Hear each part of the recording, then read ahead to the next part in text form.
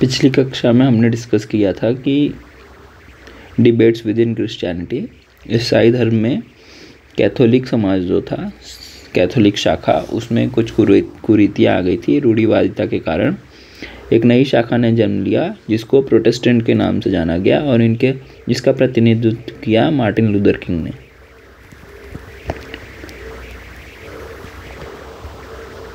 और इसी कारण वैज्ञानिक क्रांतियाँ हुई।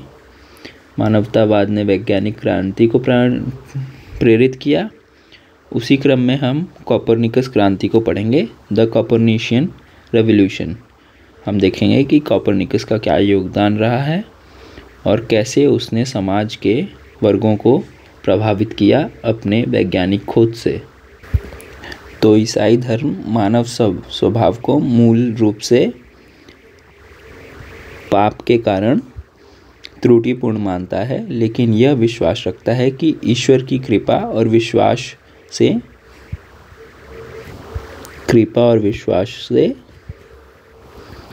मोक्ष मिल सकता है। ठीक है, न कि कर्मकांडों द्वारा। प्रोटेस्टेंट वाद के प्रणेता जो मार्टिन लूथर थे, उन्होंने भी ये कहा कि क्रिश्चियनिटी में मोक्ष ईश्वर में विश्वास रखने से मिलेगा, न कि विभिन्न कर्मकांडों एवं पोप की आज्ञाओं का पालन करने से। यह धर्म की जो परिकल्पना थी, धार्मिक विचार थे, उसने ब्रह्मांड के विचार में भी अपने कुछ मतों को प्रसारित किया था समाज में। वो क्या थे वो हम देखेंगे इस कक्षा में।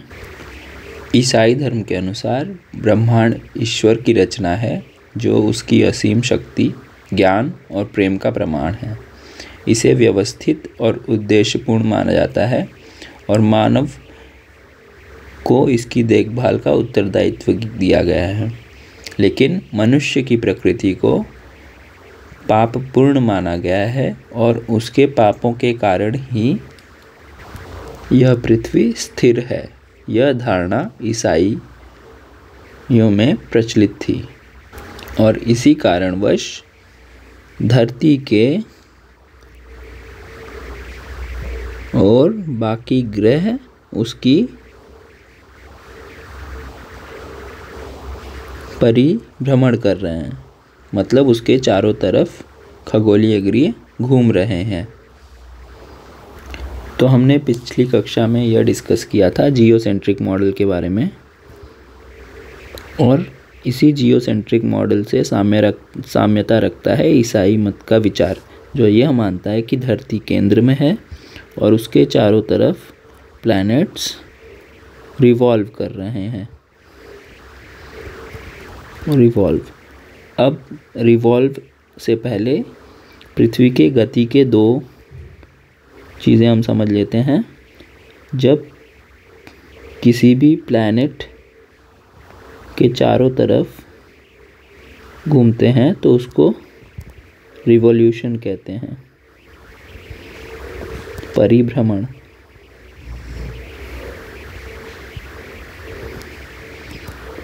या परिक्रमा करना।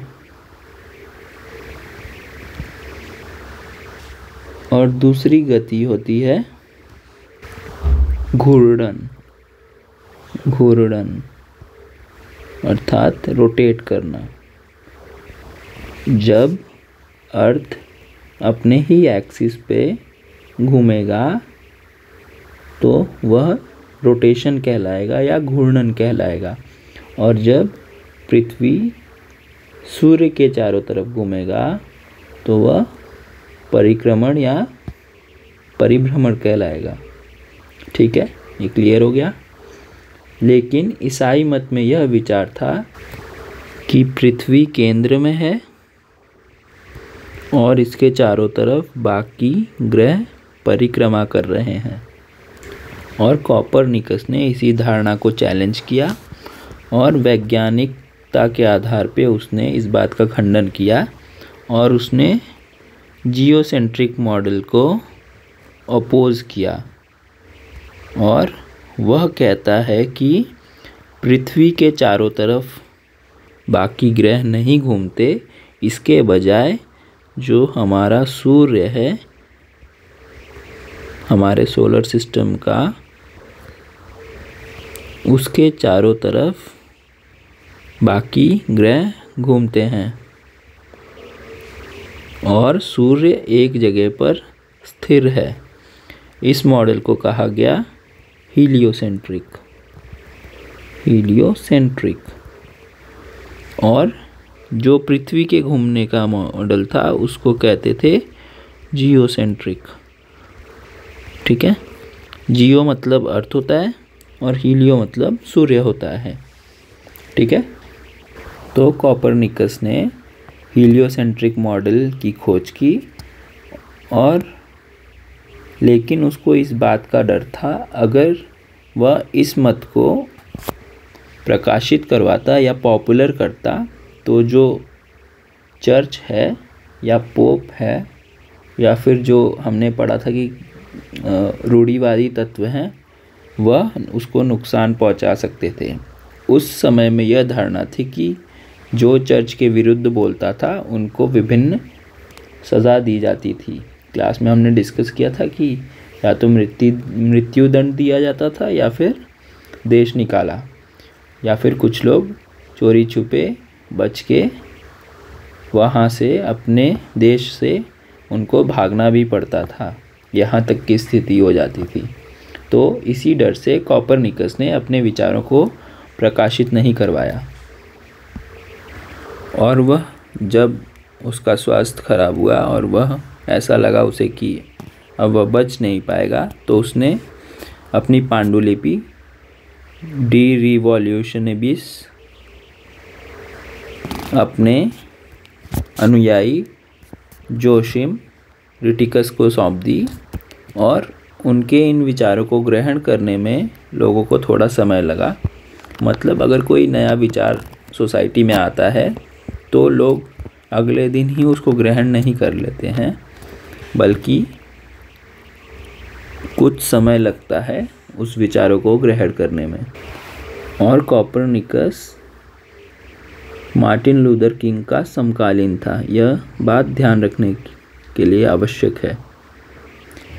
करीबन 50 वर्षों के बाद केपलर ने, जोहानस केपलर जो कि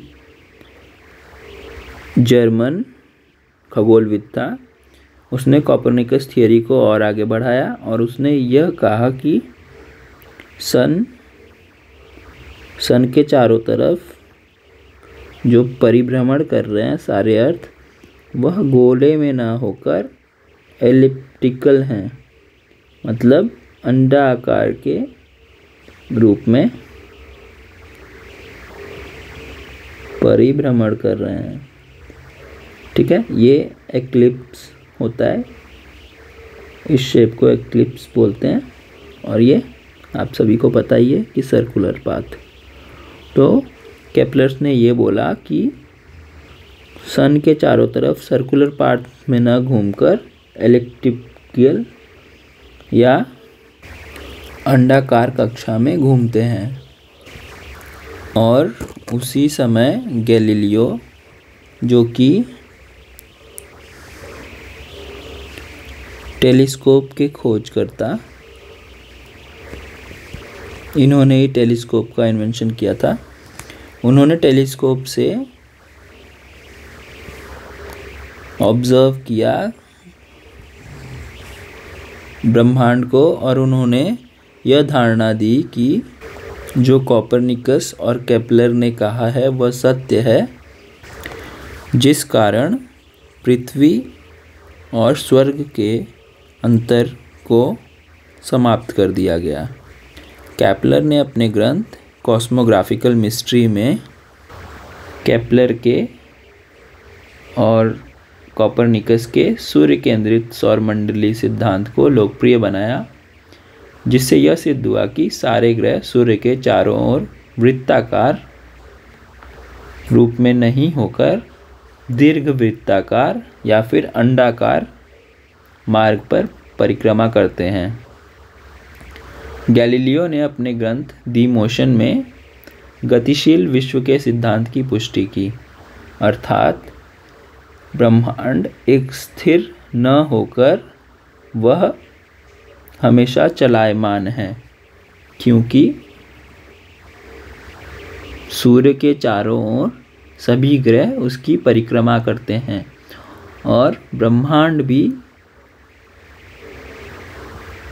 गतिमान है।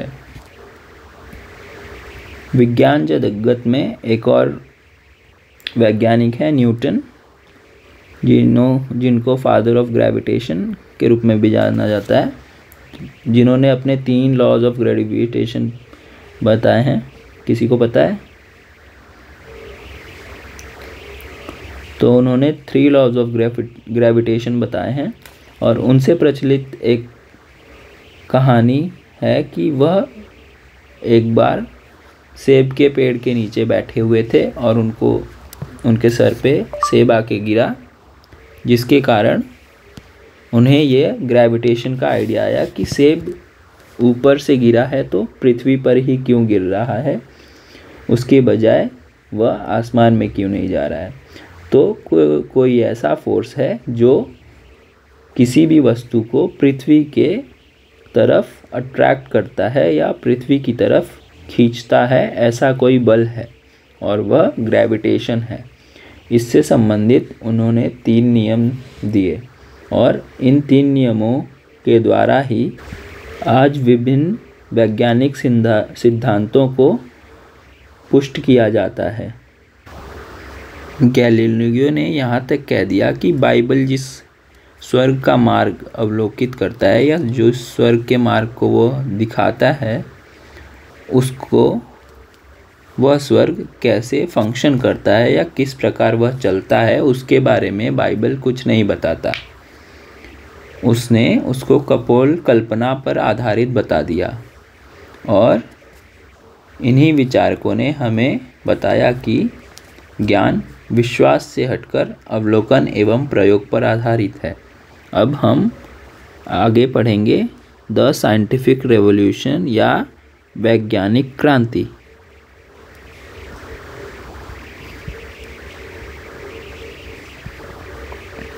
तो क्रांति वह व्यवस्था होती है जब किसी व्यवस्था में आमूल परिवर्तन होते हैं।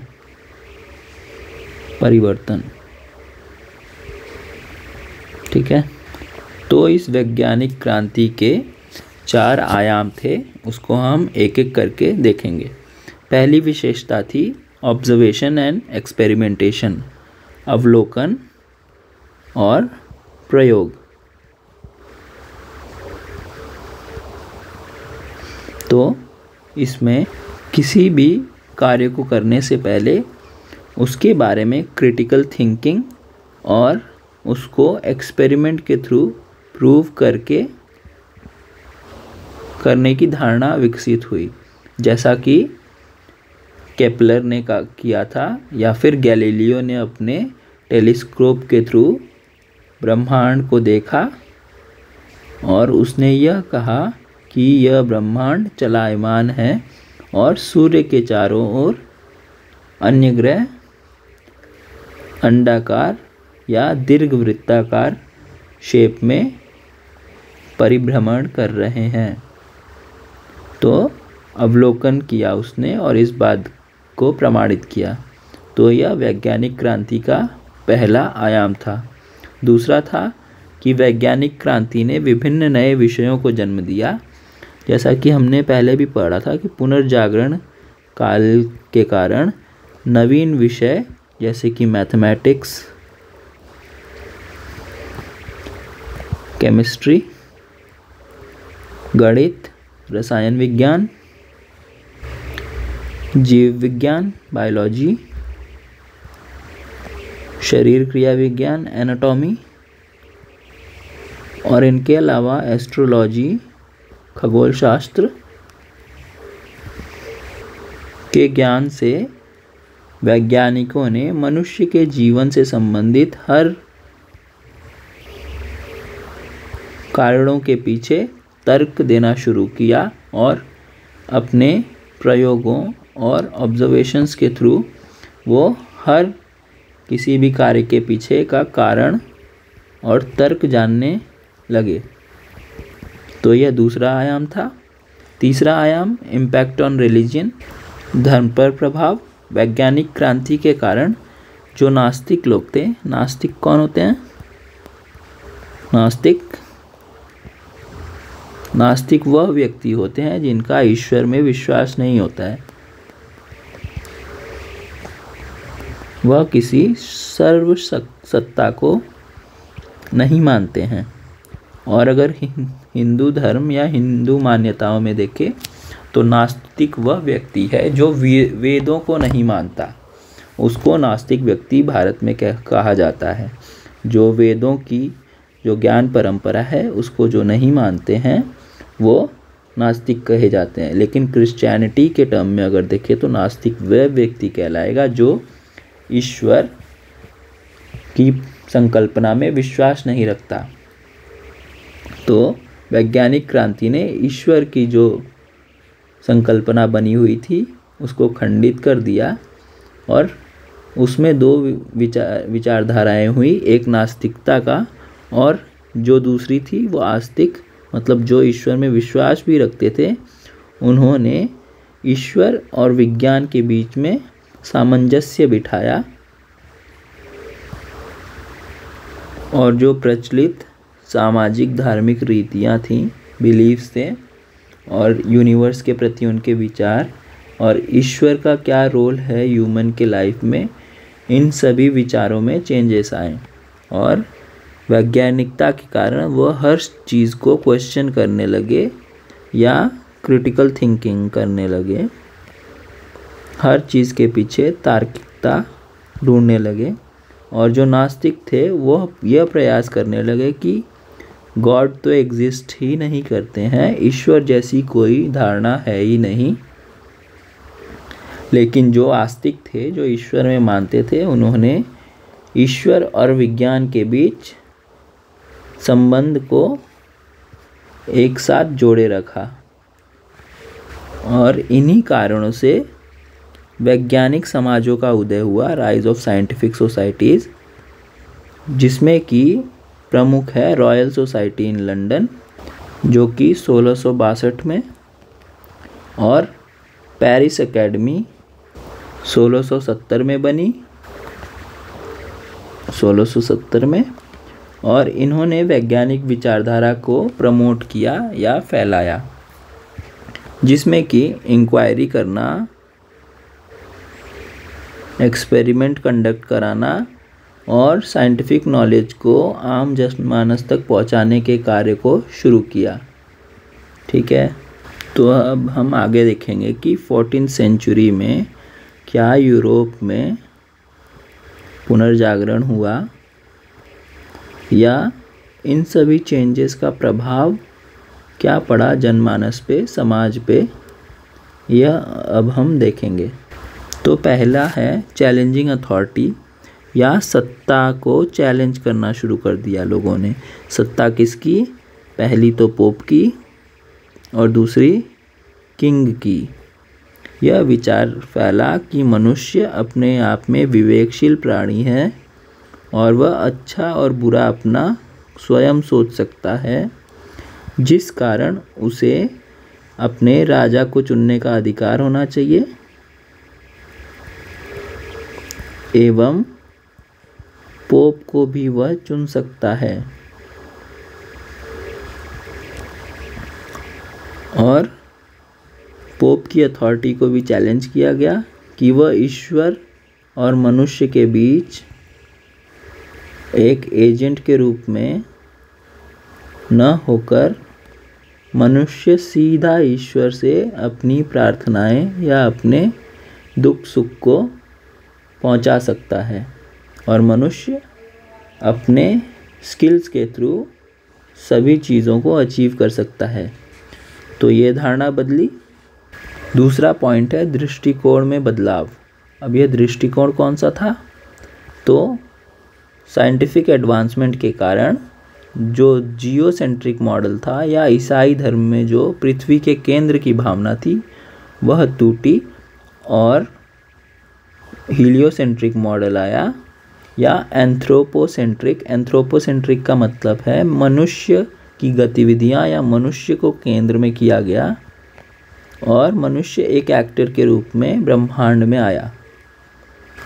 और इन्हीं साइंटिफिक एडवांसमेंट, दृष्टिकोण में बदलाव, सत्ता को चुनौती के कारण आधुनिक विचारों ने जन्म लिया और मॉडर्न साइंसेस या आधुनिक विज्ञान का स्थापना हुई। या आधुनिक विज्ञान किस पे फोकस करता था? ऑब्जर्वेशन पे, है ना। पिछले स्लाइड में हमने देखा था कि वह प्रयोग पर करता था और अवलोकन पर। अवलोकन मतलब किसी चीज़ को ऑब्जर्व करना, बारीकी से देखना। दूसरा है प्रयोग, किसी भी चीज़ को प्रयोग के द्वारा सिद्ध करना और तब तक नहीं मानना जब तक वह सिद्ध न हो जाए।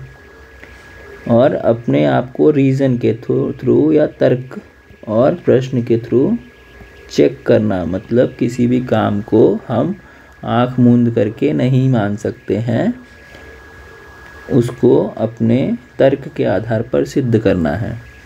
तो यह सारी चीज़ें बदली और जो मनुष्य पहले पोप और चर्च के अंडर था, अब वह अपने सोच या अपने थिंकिंग से एक स्वतंत्र रूप में कार्य करने लगा और वह अपने उद्यमशीलता से कुछ भी अचीव करने में सक्षम बन गया। तो अब हम रेनेसां की लीगेसी देखेंगे। पुनर्जागरण और वैज्ञानिक क्रांति की विरासत, मतलब क्या पुनर्जागरण ने और वैज्ञानिक क्रांति ने दिया जिसको आज हम पढ़ रहे हैं। किन कारणों से रेनेसां पीरियड और साइंटिफिक रेवोल्यूशन के एज को हम आज के समय में पढ़ रहे हैं।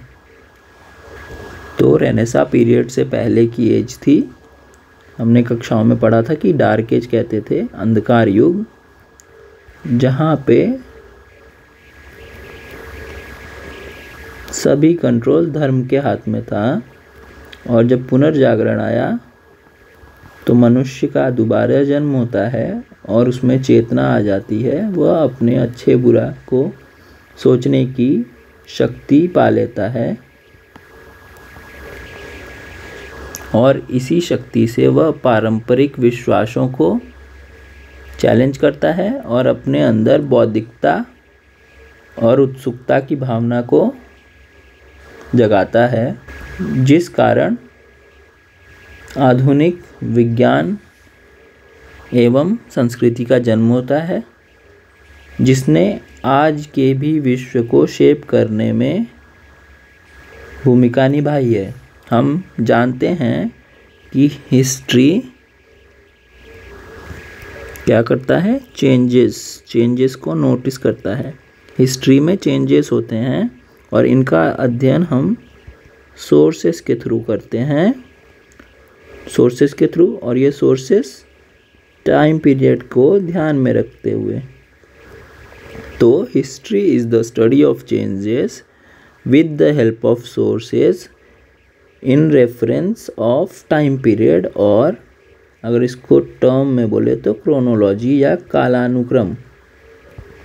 ठीक है, तो हमने रेनेसां के काल को या बदलती हुई संस्कृतियों के काल को इन्हीं 3 बेसिस के थ्रू पढ़ा, जिसमें हमने चेंजेस ऑब्जर्व किए। चेंजेस क्या? सत्ता में परिवर्तन, धर्म से अब मनुष्य केंद्र में आ गया। सोर्सेस क्या थे? तो सोर्सेस में हमने आर्ट फॉर्म्स देखे और रियलिज्म देखा, वास्तविकता या यथार्थवाद देखा, जिसमें Leonardo da Vinci, Michael Angelo, इन सब की पेंटिंग्स के बारे में चर्चा की और विभिन्न अरब स्कॉलर्स का योगदान, है ना, वो योगदान भी सोसाइटी में चेंज ला रहे हैं। और हमेशा हमने टाइम पीरियड को साथ में रखते हुए देखा। टाइम पीरियड में क्या थे? तो टाइम पीरियड को हमने डिवाइड किया था 3 भागों में, एक मेडाइवल, जिसको कि डार्क एज कहा गया। उससे पहले के एज को क्लासिकल एज, ठीक है, क्लासिकल युग। और इसको डार्क एज कहा गया, अंधकार का युग। और यहाँ हुआ पुनर्जागरण।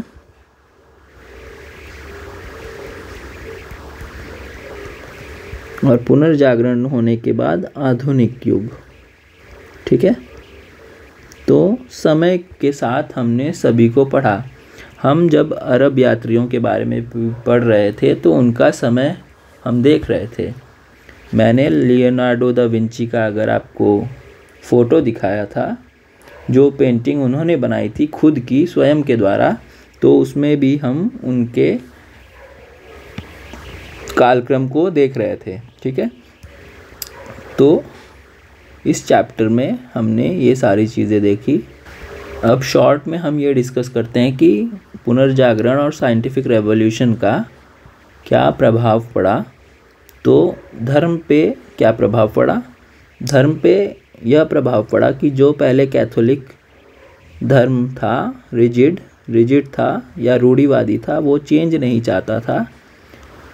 तो प्रोटेस्ट हुए और एक नया शाखा निकली। क्रिश्चियनिटी की 2 शाखाएं थी, हमने पढ़ा था। पहला कैथोलिक, दूसरा 15वीं शताब्दी में मार्टिन लूथर किंग द्वारा एक नई शाखा को बनाया गया जो कि प्रोटेस्टेंट कहलाई, क्योंकि वो जो क्रिश्चियन धर्म में जो कुरीतियाँ थीं उनको प्रोटेस्ट के थ्रू सुधार करना चाहते थे, तो वो प्रोटेस्टेंट कहलाए। जब प्रोटेस्टेंट ने अपनी विचारधारा को फैलाना शुरू किया तो चर्च ने क्या किया, अपनी कैथोलिक विचारधारा को फिर से उसमें भी बदलाव लाए और क्या करने लगे, उनके संत सरल जीवन और दान करने लगे, ठीक है। तो धर्म में ये बदलाव आए। विज्ञान में क्या आए? विज्ञान में मॉडर्न साइंसेस का डेवलपमेंट हुआ, जिसमें विभिन्न विषय आने लगे। मैथ्स, गणित, रसायन विज्ञान, जीव विज्ञान, एनाटॉमी मतलब शरीर विज्ञान, एस्ट्रोलॉजी आई। ऐसे ही करके विभिन्न मॉडर्न साइंसेस के विषय आए। आर्ट और कल्चर में क्या आया? तो पुनर्जागृत काल में जो आर्ट हुए, लिटरेचर मतलब कृतियाँ हुई, और जो म्यूज़िक और न्यू फॉर्म्स ऑफ एक्सप्रेशन या क्रिएटिविटी आए, उनमें हमने देखा कि यथार्थवादिता आ गई। यथार्थवादिता मतलब जो जैसा है उसको वैसा दिखाना। पारलौकिक जीवन मतलब मृत्यु के बाद के जीवन को छोड़ के इहलौकिक मतलब इस लोक के जीवन पर फोकस किया गया, ठीक है। मतलब हेवन का जो कॉन्सेप्ट है वो थोड़ा लोअर हुआ या उस पर धक्का लगा। अब लोगों ने यह सोचना शुरू किया कि पहले जो पृथ्वी पर हमारा जीवन है उसको अपने एंडेवर्स या अपने शक्ति से, इच्छा शक्ति से, अपने स्किल द्वारा ज़्यादा बेहतर बनाया जाए, फिर हम परलोक की चिंता करेंगे। और राजनीति में क्या परिवर्तन आए? तो राइज ऑफ नेशन स्टेट्स। हमने पढ़ा था कि इटली एक नगर राज्य के रूप में उभर रहा था। नगर राज्य की क्या विशेषताएं होती हैं ये भी हमने डिस्कस की थी। तो इटली नगर राज्य के रूप में डेवलप कर रहा था, जिसमें कि प्रमुख शहर थे फ्लोरेंस, वेनिस, रोम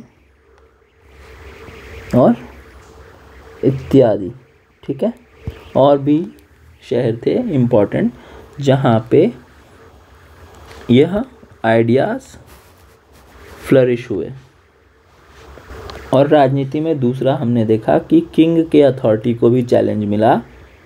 किंग पहले जो वंशानुगत होता था जब तार्किकता की भावना आई, प्रोटेस्टेंटवाद आया, तो लोगों ने यह कहा कि मनुष्य अपने राजा को स्वयं चुन सकता है और अगर वह उससे रुष्ट हो या फिर उससे दुखी हो तो वह उसको बदल भी सकता है,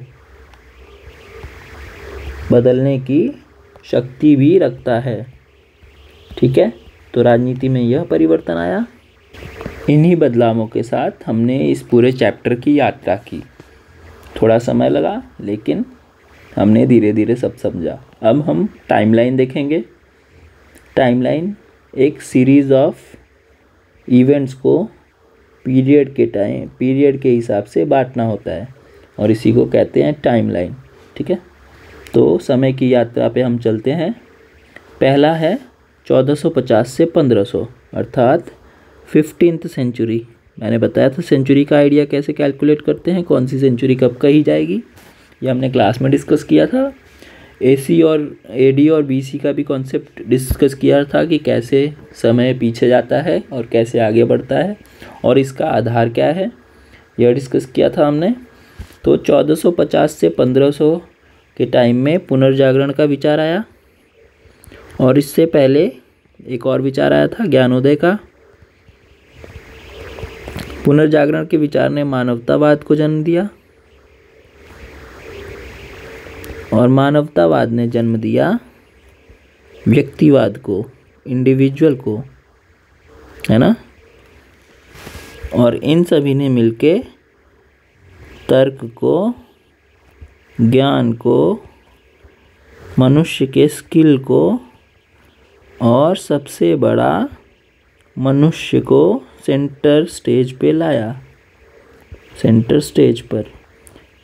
अब वह अपने पिक्चर का हीरो था, अपने लाइफ का हीरो बन गया। ठीक है, तो 1450 से 1500 के बीच में धीरे धीरे पुनर्जागरण का विचार फैलते गया और वैज्ञानिक क्रांति की ओर हम बढ़ते गए। 1517 में आते हैं मार्टिन लूथर। वह कैथोलिक विचारधारा के विरुद्ध अपना सुधार आंदोलन चलाते हैं। सुधार आंदोलन जो कि प्रोटेस्ट के थ्रू, प्रोटेस्ट विरोध या धरना, जिसको हम आम भाषा में बोलते हैं धरना, उसके थ्रू उन्होंने अपने विचारों को फैलाना शुरू किया, इसीलिए वो कहलाए प्रोटेस्टेंट।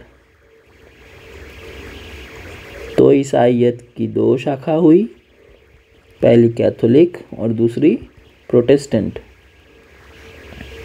और उन्होंने कैथोलिक चर्च के अथॉरिटी को चैलेंज किया, पोप के अथॉरिटी को चैलेंज किया और यह कहा कि पोप अब एजेंट नहीं रहेगा, मनुष्य स्वयं ईश्वर से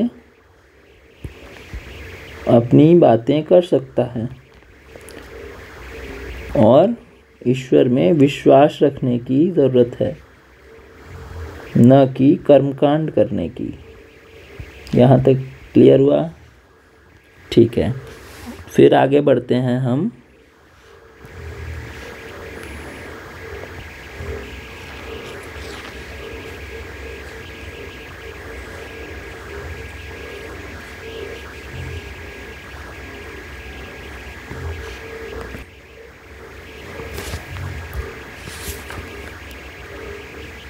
निकोलस कोपरनिकस, इन्होंने अपने ग्रंथ डी रिवॉल्यूशनबिस में यह कहा कि हीलियोसेंट्रिक मॉडल, हीलियोसेंट्रिक मतलब पृथ्वी को केंद्र में नहीं है, पृथ्वी केंद्र में ना होकर, सॉरी यहाँ पे जियोसेंट्रिक आएगा।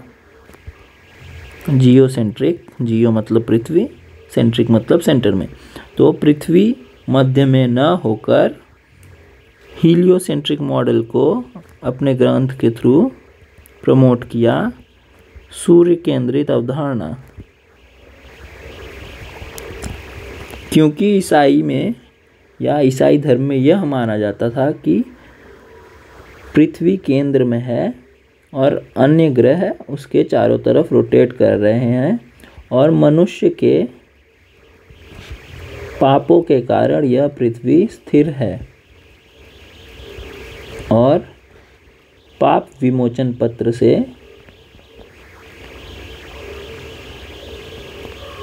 पत्र से या इंडल्जेंस जिसको इंग्लिश में बोलते हैं, इंडल्जेंस के थ्रू हम मोक्ष प्राप्त कर सकते हैं, अपने पाप से मुक्त हो सकते हैं। और वह इंडल्जेंस लेने के लिए क्या करना पड़ता था? आपको पोप को पैसे देने पड़ते थे या कर्मकांड करने पड़ते थे, जिसके कारण चर्च में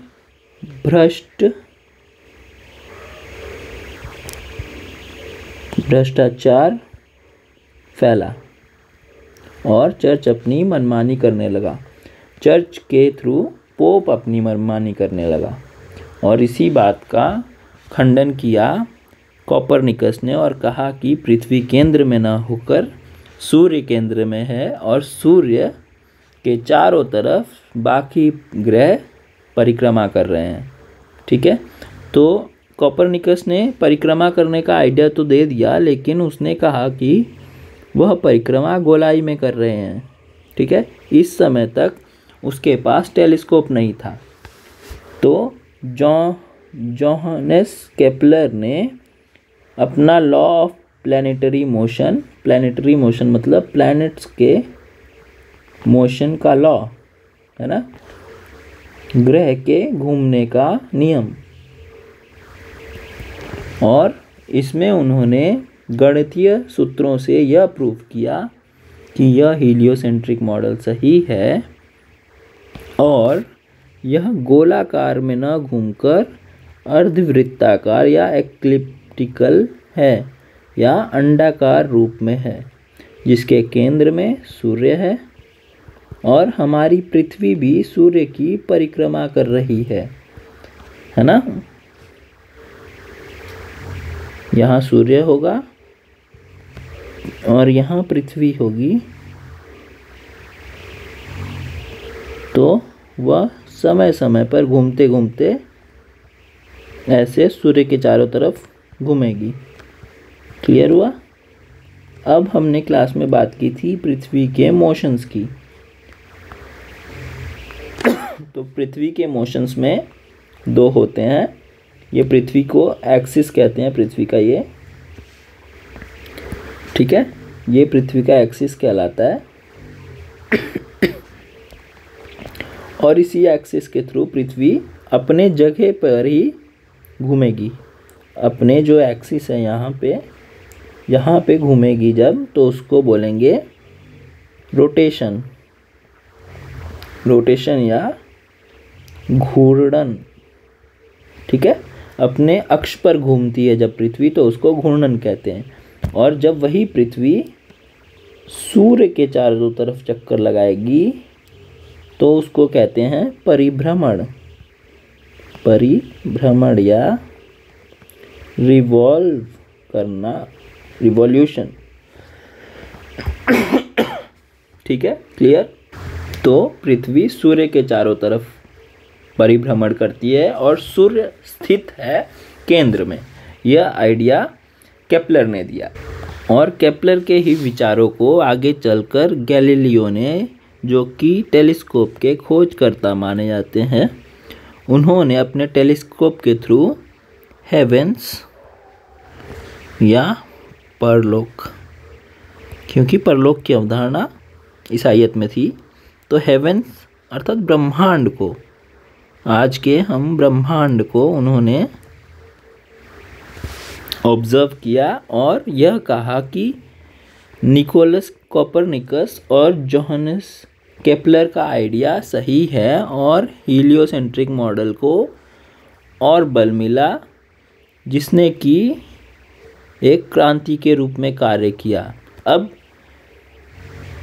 कोपरनिकस के साथ एक समस्या यह थी कि वह अपने कार्य को पब्लिश नहीं करा सका या जनमानस तक पहुंचा नहीं सका। उसके पीछे यह कारण था कि अगर कोई भी व्यक्ति चर्च के अगेंस्ट बोलता था तो उसको या तो मृत्युदंड दिया जाता था या देश निकाला या विभिन्न कठोर यातनाएं दी जाती थी। तो इससे डर के कोपरनिकस अपने विचारों को फैला नहीं सका, लेकिन वह अपने अनुयायी के थ्रू, जो कि जोसिम रिटिकस था, उसके थ्रू उसने अपने आइडियाज़ को प्रोपोगेट किया। यहाँ तक हमने समझ लिया। और इन्हीं प्रयासों के कारण वैज्ञानिक क्रांति हुई, जिसमें प्रयोगों का सिलसिला शुरू हुआ, हर चीज़ को ऑब्जर्व करने का सिलसिला शुरू हुआ और हर चीज़ के पीछे तर्क का भाव, अगर वह हो रहा है तो क्यों हो रहा है, उसके पीछे का कारण जानने की उत्सुकता बढ़ी, जिस कारण वैज्ञानिक क्रांति ने विभिन्न नए विषयों को जन्म दिया, जिसमें medicine, maths, astronomy, astrology, chemistry, anatomy, ये सारे विषय डेवलप हुए और इन्होंने सोसाइटी को शेप किया। और यही विषय आज प्रगाढ़ रूप में आपके जीवन के हिस्सा हैं। जैसे अगर आप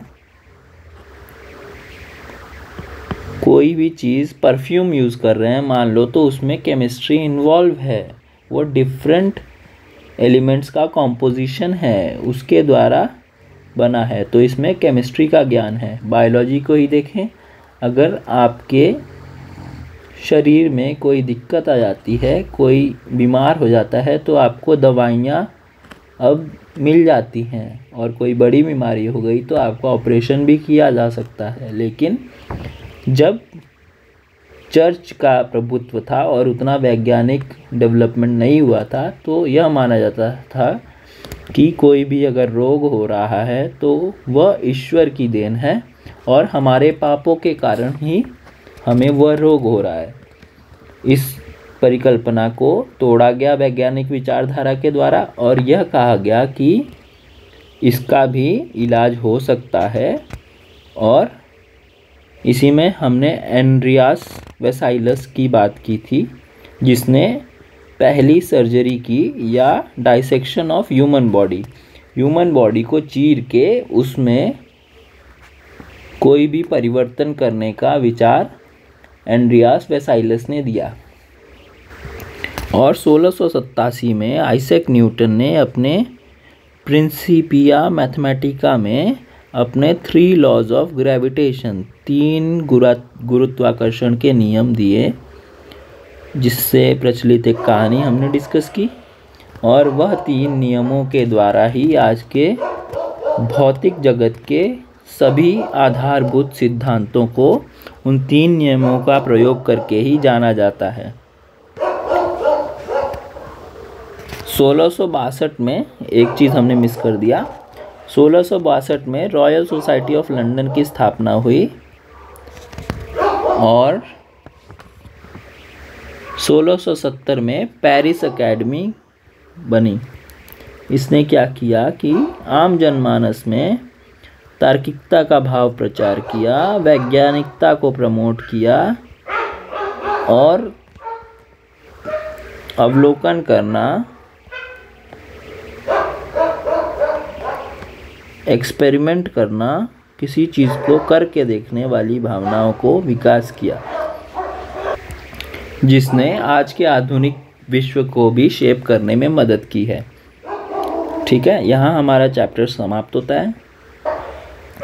पुनर्जागरण और वैज्ञानिक क्रांति केवल ऐतिहासिक घटनाओं का समीकरण या संकलन ही नहीं है, बल्कि ये ऐसे मोड़ हैं मानव इतिहास में, ऐसे मोड़ हैं जिन्होंने इतिहास को या मानव जीवन को एक नया रूप प्रदान किया। उसने सोच में बदलाव लाया, जिन्होंने मानव इतिहास की दिशा तय की। तर्क, स्वतंत्रता और ज्ञान की खोज पर उनका जोर आज भी हमें प्रेरित करता है। इन आंदोलनों की विरासत हमारी वैज्ञानिक प्रगति और कलात्मक रचनाओं और लोकतांत्रिक मूल्यों में ये सब चीज़ें झलकती हैं। अब मोस्ट इम्पॉर्टेंट पार्ट है कि इस लेगेसी का यूज़ हम इस क्लास में भी कर रहे हैं। कैसे कर रहे हैं? तो इस साइंटिफिक एडवांसमेंट के कारण ही आज हम ऑनलाइन क्लासेस कर रहे हैं। ठीक है, इसमें तो कोई डाउट नहीं होगा। आप घर बैठे हुए अगर आपके कोई परिचित अमेरिका में हैं तो आप उनसे जस्ट एक फ़ोन कॉल या मैसेज के थ्रू कनेक्ट कर सकते हैं। इतनी ही दूरी है, सिर्फ सेकंडों की दूरी। और देखें अगर तो artistic expressions, different types of art forms develop हो चुके हैं, है ना। और डेमोक्रेटिक वैल्यूज़ की बात करें तो मैं आपके सामने स्वतंत्र रूप से बोल पा रहा हूँ, यह भी इन्हीं चेंजेस की वजह से आया है। फ्रांसीसी क्रांति के द्वारा स्वतंत्रता, लिबर्टी का नारा दिया गया और इसी से प्रेरित होकर विभिन्न समाजों ने मनुष्य के स्वतंत्र होने की धारणा विकसित की और इसी का फ़ायदा या इसी का हम प्रयोग आज कर रहे हैं। मैं यहाँ स्वतंत्र हूँ बैठ के आपका क्लास लेने में। मैं जिस समय चाहूँ ये रिकॉर्ड कर सकता हूँ। जब तक किसी की भावनाओं को मैं आहत न करूं, तब तक मेरे ऊपर कोई कानूनी कार्यवाही नहीं की जाएगी। मतलब जब तक मेरी स्वतंत्रता वहीं तक है जहां तक मैं किसी दूसरे की स्वतंत्रता का हनन नहीं कर रहा हूं।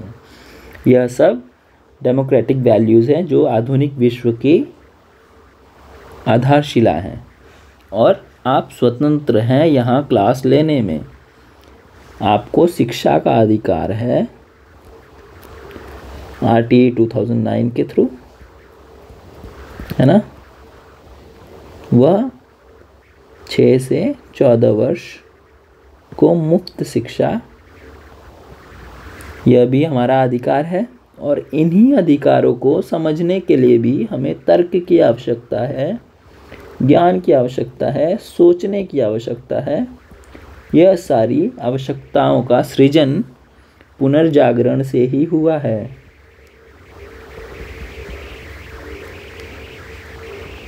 ना। पुनर्जागरण और पुनर्जागृत वह व्यक्ति होता है जिसमें विभिन्न कलाएं होती हैं या वह विभिन्न कलाओं में पारंगत होता है।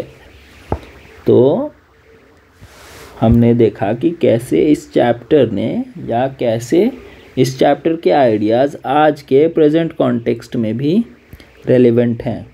आपके जीवन के हर हिस्से में वो झलकता है। अगर आप देखना चाहें, इतिहास को भी हम ऐसे ही देखते हैं। अगर आप देखें ये इस क्लास को लेते हुए अगर पंखे चल रहे हैं तो वह भी इतिहास को दर्शाते हैं। कैसे पंखों का डेवलपमेंट हुआ उसको भी चेंजेस के रूप में हम देखते हैं। ठीक है, अगर आप पानी पीने के लिए बॉटल यूज़ कर रहे हैं तो वो भी इतिहास का साक्षी है और इतिहास की गवाही दे रहा है। उसके थ्रू भी हम इतिहास को जान सकते हैं। कैसे मनुष्य ने हाथों से तालाबों से पानी पीते पीते वह इस यात्रा पे आ गया है कि वह आज स्मार्ट वाटर बॉटल्स जो कि पानी को गर्म कर सकते हैं, टेम्परेचर दिखा सकते हैं उसका, उसमें कितनी अशुद्धियां हैं, उसका pH लेवल क्या है, सारी सूचनाएं आपको बॉटल में कैप पे प्रदर्शित मिल सकती हैं। अगर वह तो साइंस ने इतना डेवलपमेंट कर लिया है और सभी का अध्ययन हम इतिहास के क्रम में ही कर रहे हैं। तो आज की क्लास यही समाप्त होती है। सुनने के लिए धन्यवाद। आपके क्वेश्चंस होंगे, हम वो केटर कर लेंगे क्लास में। आप गूगल क्लासरूम में भी क्वेश्चंस पूछ सकते हैं। और ये रिकॉर्डेड लेक्चर मैं इसलिए दे रहा हूँ क्योंकि ऑनलाइन क्लास लेते समय हमें टेक्निकल इश्यूज़ आ जाते हैं या फिर नेटवर्क ठीक नहीं रहता है, तो आवाज़ पूरी नहीं जाती है और किन्हीं कारणों से बहुत सारे हमारे लर्नर्स हैं वो ज्वाइन नहीं कर पाते हैं, या तो लिंक वर्क नहीं करता है या नेटवर्क नहीं रहता है या उनके पास डिवाइसेस नहीं रहते हैं, क्योंकि एक्सेसिबिलिटी का आज भी दिक्कत है। बहुत लोगों के पास एक्सेसिबल नहीं है वो कि डाटा ले सकें या उनके मोबाइल हों। तो ये रिकॉर्डेड लेक्चर आप बाद में भी देख सकते हैं, रिवाइज भी कर सकते हैं। So have a good day, bye bye.